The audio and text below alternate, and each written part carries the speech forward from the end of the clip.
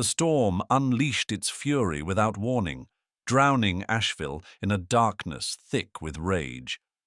Winds howled like wounded beasts, ripping through the sanctuary's trees and sending debris crashing across the flooded paths.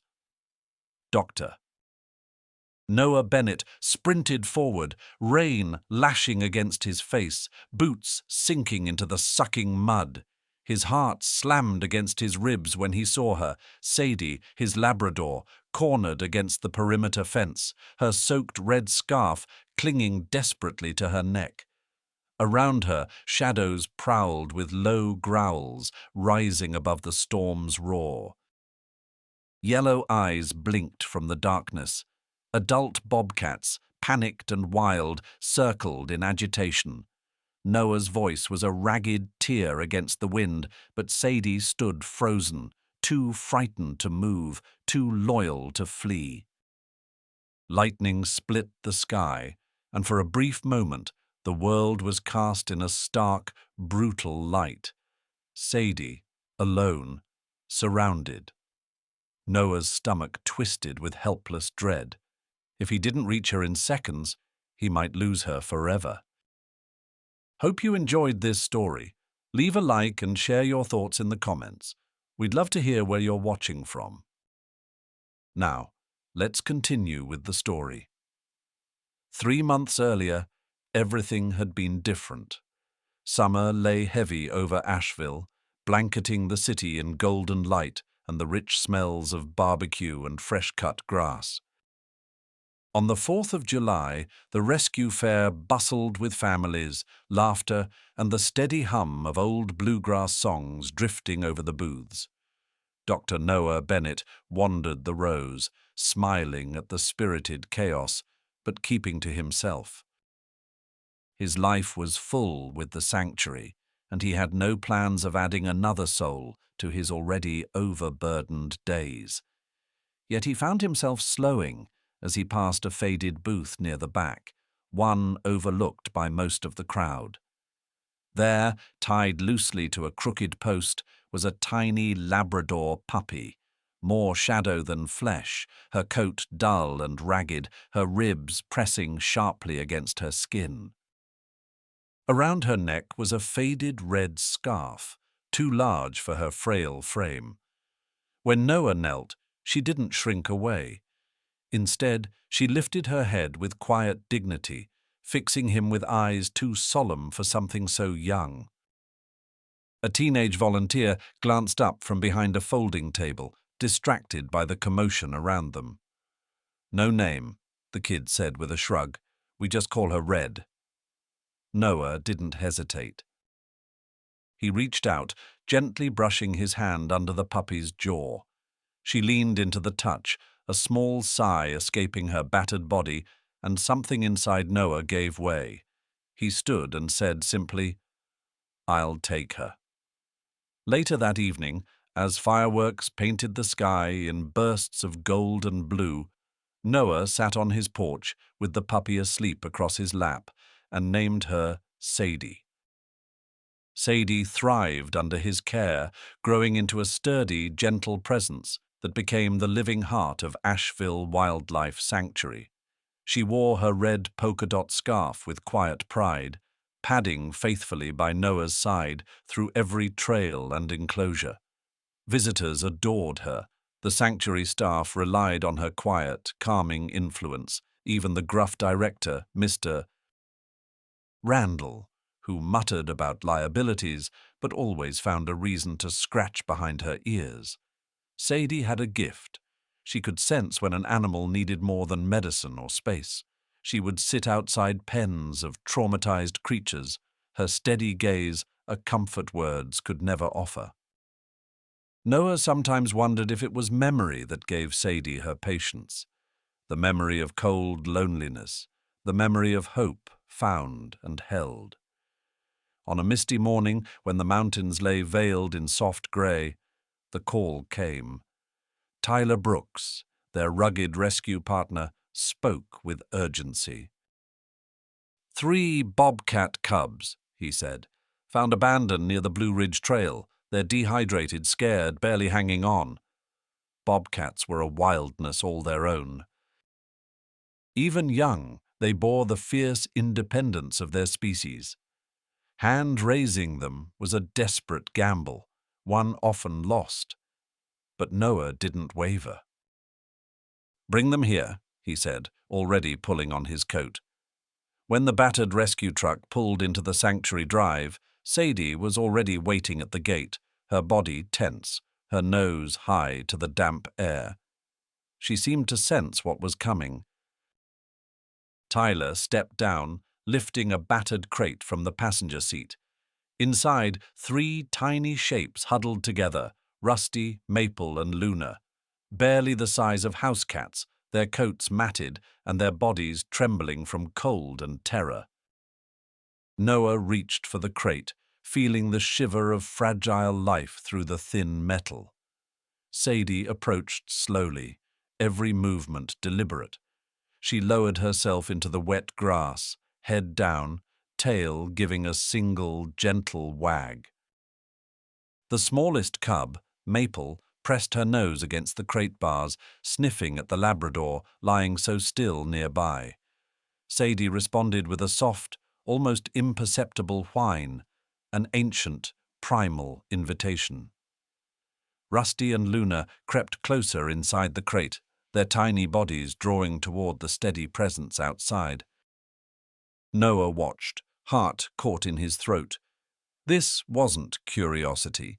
It wasn't fear. It was something deeper. That night, as rain beat against the windows and the world grew small and soft in the storm, Sadie curled beside the cub's enclosure, her body a quiet sentinel against the darkness. She made no noise, asked for nothing. Inside the crate, the cubs slowly unfurled from their defensive huddle, inching closer to where Sadie lay. In the fragile space between fear and survival, something extraordinary began to grow. Tomorrow would bring questions, arguments, challenges. But in that moment, Noah knew this. Sometimes love found its own way, even across the wildest divides. And sometimes it wore a tattered red scarf and waited in the rain. The days following the arrival of the bobcat cubs unfolded like a fragile dream. Sadie kept a constant vigil outside their enclosure, her body always relaxed, but her eyes alert, as if she had taken it upon herself to stand guard between the wild little creatures and the vast, uncertain world beyond. At first, Noah and Emily Carter, his trusted assistant, watched with quiet fascination, documenting the interactions but wary of crossing natural boundaries. The cubs, still too young to fully comprehend their own instincts, seemed to take comfort in Sadie's presence. Every morning they would rouse themselves and press their tiny bodies as close as possible to the wire mesh that separated them from her, their soft, mewling noises growing louder the moment Sadie shifted or moved. On the 4th day, a pivotal moment came. Maple, bolder than her brothers, managed to slip through a loose panel in the enclosure. Noah spotted it from across the courtyard and broke into a sprint, heart in his mouth, terrified that instinct would seize one or both animals and end the fragile trust they had built. But when he arrived, breathless, he found a scene so tender it rooted him to the spot. Maple had not attacked or hidden. Instead, she had curled against Sadie's side, nuzzling into the warm safety of her body. Sadie remained utterly still, only tilting her head to gently lick the bobcat's damp fur as if it were the most natural thing in the world. Emily approached slowly, snapping a photograph almost without thinking. "We can't fake that," she whispered, awed. Noah knew she was right. Whatever ancient instinct moved within Sadie had found its echo in the orphaned cubs. Against logic, against species, a bond had formed. But not everyone would see it that way. 2 days later, Mr. Randall summoned Noah to the administrative office. The fluorescent lights buzzed overhead, casting a sterile glow over the cluttered desk and filing cabinets. Randall, a man more comfortable with balance sheets than living creatures, sat stiffly behind the desk, tapping a pen against his clipboard. "I've reviewed the reports, Noah," he began, voice clipped. "And frankly, I'm concerned, allowing a domestic dog to play nursemaid to wild bobcats. It's unconventional at best. Dangerous at worst." Noah kept his voice even, though irritation prickled under his skin. "It's working," he said. "They're eating, they're gaining strength, and they're bonding in a way that human intervention couldn't replicate." Randall leaned forward, his mouth tightening. "The sanctuary has protocols for a reason. If something goes wrong, if she hurts one of them, or vice versa, we're liable." For a moment, Noah said nothing. He pictured Sadie lying patiently beside the cubs, the red scarf a bright thread of hope against the grey backdrop of the enclosure. He thought of the way the cubs' eyes brightened when they spotted her each morning, how their bodies relaxed around her in a way they never did around the staff. "I'll take full responsibility," he said finally. "Monitor them daily. If I see even the slightest sign of distress, we'll reevaluate." Randall hesitated, clearly weighing the political consequences of opposing one of the sanctuary's most respected figures.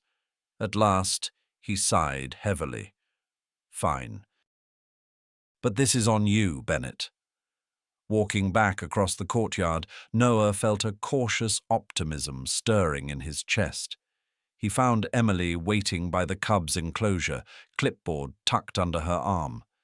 Sadie was inside now, under close supervision, lying on her side while Rusty and Luna batted playfully at the tassels of her scarf. Maple perched boldly atop Sadie's hip, surveying the world like a queen from her throne. "Looks like someone found her purpose," Emily said with a soft smile. Noah crouched beside her, watching the scene unfold. "Maybe we all need someone to remind us we're not as alone as we think," he murmured. As the days slid into weeks, the bond between Sadie and the cubs only deepened. They played together, ate together, and even slept in a warm pile against Sadie's broad side. Sadie showed a patience that astonished even the most seasoned animal handlers, gently correcting the cub's rough play with a nudge of her nose or a warning whine. It was not the dominance of a pack leader. It was the quiet, enduring guidance of a mother. Despite Mr. Randall's misgivings, visitors to the sanctuary began to hear whispers of the remarkable dog who had adopted bobcat cubs. Donations trickled in from curious supporters who saw in Sadie's story a glimmer of something pure, something needed in a world that often felt fractured and mean. But even as hope grew, Noah could not ignore the reality that loomed ahead. Rusty, Maple, and Luna were getting bigger. Their paws, once tiny and delicate, now pressed heavily against Sadie's ribs when they climbed over her. Their play grew rougher, their instincts sharpening with each passing day. One afternoon, as a cold wind stirred the fallen leaves across the sanctuary paths, Noah stood with Emily near the training yard where the bobcats were learning to stalk and pounce under supervised sessions. Sadie sat nearby, her eyes bright but somber. "They're growing up," Emily said quietly. Noah nodded. "And one day soon, they'll have to go where we can't follow." Sadie watched as Luna pounced on a rustling pile of leaves, her movements swift and wild. The Labrador's tail gave a slow, uncertain wag, but she didn't move from her spot. She seemed to understand. Maybe she had always known. That night, Noah found Sadie curled up in front of the cub's enclosure as usual, but for the first time, her red scarf lay beside her, carefully nosed off and placed neatly between her and the sleeping cubs. a silent offering, a memory in the making. Change was coming. And none of them, no matter how tightly they clung to what had been built, could stop it. The crisp chill of late autumn settled over Asheville Wildlife Sanctuary as the days grew shorter and the leaves painted the grounds in fiery shades of red and gold. Rusty, Maple, and Luna, once tiny, trembling cubs, now bounded through their training yard with a wild grace that spoke of the wilderness encoded deep within them. Their paws struck the ground with heavy confidence, their playful tumbles edged with sharper movements, more calculated, more powerful. Sadie watched them from her usual spot by the fence, her body still and composed, though her eyes followed every leap and pounce with a kind of distant sorrow. Noah stood beside her, arms folded across his chest, the weight of inevitability settling heavier on his shoulders with each passing day. They had delayed it as long as they could. Noah, Emily, even Mr. Randall had agreed after much debate that the cubs needed to transition fully into the sanctuary's wild cat habitat before winter set in. They had to learn to live without the comforting presence of Sadie if they were ever to thrive among their own kind. The decision made sense. It was the right course for the animals. But that knowledge did nothing to ease the dull ache Noah felt whenever he saw Sadie waiting patiently by the cub's enclosure. Her red scarf, faded now from countless days spent in rain, sun, and wind. Preparations for the move began quietly. The staff reinforced the larger habitat, introduced scents and sights of other bobcats gradually, all in an effort to make the transition as smooth as possible. Noah tried to prepare Sadie too, though he wasn't sure if she understood or if some part of her had simply accepted the inevitable from the beginning. She still lay by the enclosure every night, sometimes resting her muzzle on the ground with a soft sigh, other times awake for hours, her gaze fixed on the cubs she had raised as her own. On the morning of the move, the sanctuary buzzed with a subdued tension. Emily led the preparations, moving quickly but gently, speaking in low tones to avoid stressing the animals more than necessary. Sadie followed Noah to the cubs' enclosure, but when she saw the transport crates lined up nearby, her steps faltered. Noah knelt beside her, stroking her head, whispering reassurances he wasn't sure she believed. The cubs, sensing the change, paced restlessly inside their pen, their usual playful energy dampened by the heavy air around them. When the moment came, it was Maple who resisted first, her small body twisting and writhing as the handlers tried to coax her into the crate. Luna and Rusty followed, their instincts telling them something was ending, something vital. It was only when Sadie stepped forward, pressing her nose gently against the bars of the crate door, that the cubs settled, their wild eyes softening into a trust that ran deeper than fear. It was Sadie who calmed them, who gave them the courage to step into the unknown. After the transport vehicles rolled away, heading toward the wild cat habitat on the far side of the sanctuary grounds, Sadie sat by the empty enclosure, her body still but not relaxed. Noah stayed with her until the sun dipped low behind the mountains, casting long shadows across the courtyard. Neither of them spoke. There was nothing left to say.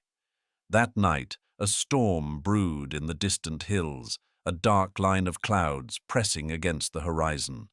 The sanctuary staff moved swiftly, securing enclosures, checking backup generators, readying for the worst. Sadie paced the perimeter restlessly, her unease palpable. Noah tried to keep her inside the staff building, away from the worst of the weather, but when the first crack of thunder split the air, Sadie bolted. He chased after her, heart hammering, calling her name through the rising wind. Sadie ran without direction, driven by something deeper than fear, something wild and aching. She crossed the muddy courtyard, pushed through a gap in the emergency fencing, and disappeared into the heart of the sanctuary. Noah's chest tightened with panic. He shouted for Emily, for anyone nearby, as he sprinted after her, rain stinging his face, boots slipping over the slick ground. In the chaos, he realized with horror exactly where Sadie was headed: the new wild cat habitat, the place where Rusty, Maple, and Luna had been released only hours earlier. He pushed harder, forcing himself through the pelting rain, branches clawing at his arms. Ahead, through the curtains of water, he caught flashes of movement, sleek bodies weaving through the underbrush. Bobcats. Adults. Sadie was stumbling right into the territory of animals who no longer remembered her scent, who might see her only as a threat or an intruder. Noah's voice broke the storm, raw and desperate. Sadie. Stop! But she either couldn't hear or wouldn't. She disappeared beyond the tree line, and all he could do was follow, praying he wasn't already too late. Noah stumbled through the drenched underbrush, branches whipping at his arms, rain blinding his eyes, heart pounding with every labored breath. The storm roared above, a furious living thing, hurling water and wind against the earth. Ahead, a flash of movement drew his gaze, a streak of tan against the dark, a wet glint of red. Sadie. She had reached the outer edge of the wildcat habitat, where the barriers had been battered down by the rising winds. Beyond her, sleek figures prowled in the shifting gloom, their movements tense and cautious. The adult bobcats, older, unfamiliar, stirred by the scent of an intruder and the electric rage of the storm. Sadie stood frozen, her soaked red scarf plastered against her neck, her body trembling not from fear, but from sheer sensory overload. Noah's voice caught in his throat as he saw the first of the adult bobcats lower itself into a stalking crouch, muscles coiled to spring. He tried to call out again, but the wind tore the sound from his mouth. Sadie didn't move. She didn't run. She only watched, her head low, her tail tucked, making herself as small and non-threatening as she could. Then, from the shadows, 3 familiar shapes emerged, moving with a fluid grace that Noah would have recognized anywhere. Rusty, Maple, and Luna. Bigger now, stronger, their lean muscles rippling under their sleek coats, but there was no mistaking them. For one terrifying second, Noah didn't know if they would remember her, or if time and instinct had erased the bond they once shared. The adults began to fan out, circling Sadie with low growls rumbling in their chests, the primal rhythm of territory and dominance filling the air. Rusty moved first. With a quick, deliberate step, he placed himself between Sadie and the advancing adults, his body low but firm, a barrier of flesh and bone. Maple followed, circling wide, her ears flat and her teeth bared in a silent warning to the others. Luna took up position on Sadie's other side, her tail lashing, muscles taut with readiness. Together they formed a living wall, a shield against the rising tide of wildness. Noah watched, rooted to the spot, as the adults hesitated. Confusion rippled through their ranks. They scented something in Rusty, Maple, and Luna's behavior that didn't fit. Not aggression, not submission, but loyalty. Recognition. Sadie didn't move, didn't make a sound. She simply waited, trusting completely, utterly, in the bond they had forged when the world was young and broken and desperately in need of healing. After a long, shuddering moment, the tension in the air seemed to snap. The adult bobcats backed off, one by one, melting into the shadows beyond the clearing. Rusty, Maple, and Luna remained standing guard a little longer, ears twitching, bodies alert, until the last of the threat had faded into the storm. Only then did they turn their attention inward. Rusty moved first, nuzzling his head against Sadie's flank with a low, rumbling purr that was more vibration than sound.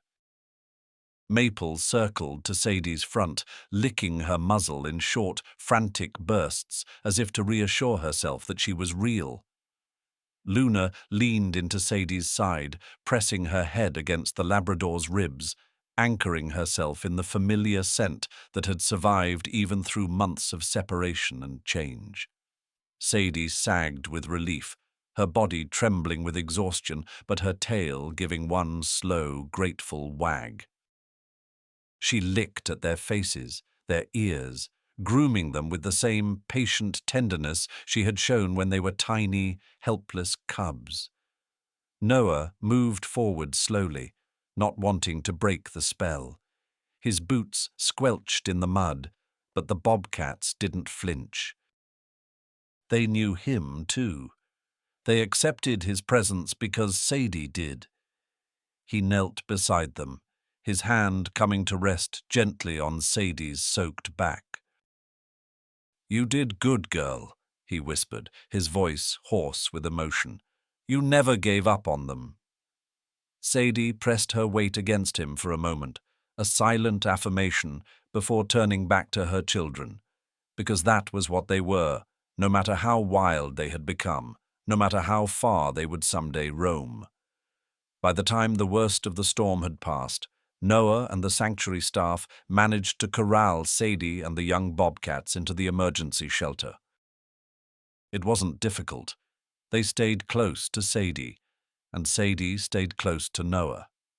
They rode out the last of the howling winds in a corner of the sturdy building, huddled together against the rattling world outside. In the days that followed, life at the sanctuary slowly returned to its rhythm, but something fundamental had shifted. Noah proposed a new addition to the grounds, a special memorial garden tucked between the old oak groves, a place to honor the bonds that defied instinct and biology.